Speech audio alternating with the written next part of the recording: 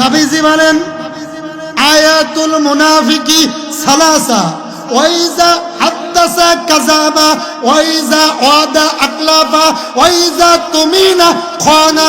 নবীজি বলেন দুনিয়ার জমিনে কিছু কিছু মানুষ আছে তাহাজ্জুদ পড়ে, ইরশাদ পড়ে, আওবিন পড়ে, 5 ওয়াক্ত নামাজ পড়ে, হজও করছে, উমরাও করছে, কিন্তু আন্তর্জাতিক মুনাফিক।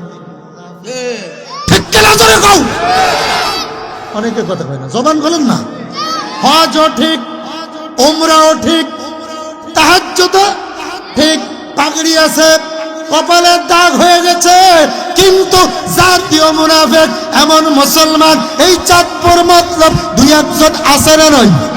আরো জোরে কোন। বন্ধু, এই জন্য নবীজি বলেন মুনাফিকের আলামত কয়টা? ভাই কথা কোন, আমার দিকে চান ভাই, আমি আপনার দিকে চাইতেছি। মুনাফিকের আলামত কয়টি? সবাই বলেন। এই আলামত যদি আমার ভিতর থাকে আমিও আন্তর্জাতিক মুনাফিক। ঠিক কিনা জোরে কোন।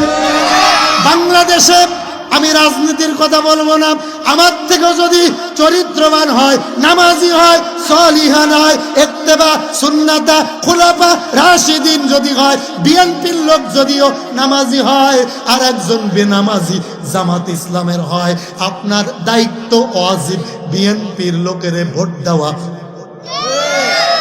কত কয় না, কত কয় না, কত কয় না। তাহলে চরিত্র যার ভালো, ইমান যার ভালো, কোরআন আছে, হাদিস আছে, ইজমা আছে, কিয়াস আছে, দাড়ি আছে, টুপি আছে, নামাজি আছে, ইয়াবা নাই, সুদ নাই, ঘুষ নাই, লুচ্চামি নাই, চোর না, বদমাশ না, ওই লোকরে ভোট দেওয়া আপনার জন্য ওয়াজিব। সে আওয়ামী লীগ হোক, বিএনপি হোক, জাতীয় হোক, জামাত হোক, আমার আব্বা হোক। যদি আমার আব্বা চোর হয়, বাটপাড়ি হয়, মুনাফিক হয়, সুদ খায়, ঘুষ খায়, লুচ্চামি করে, আমার আব্বারও ভোট দেওয়া হারাম, হারাম, হারাম। ঠিক কিনা জোরে কও, চলবো। কথা কয় না কেন? আপনার ইসলাম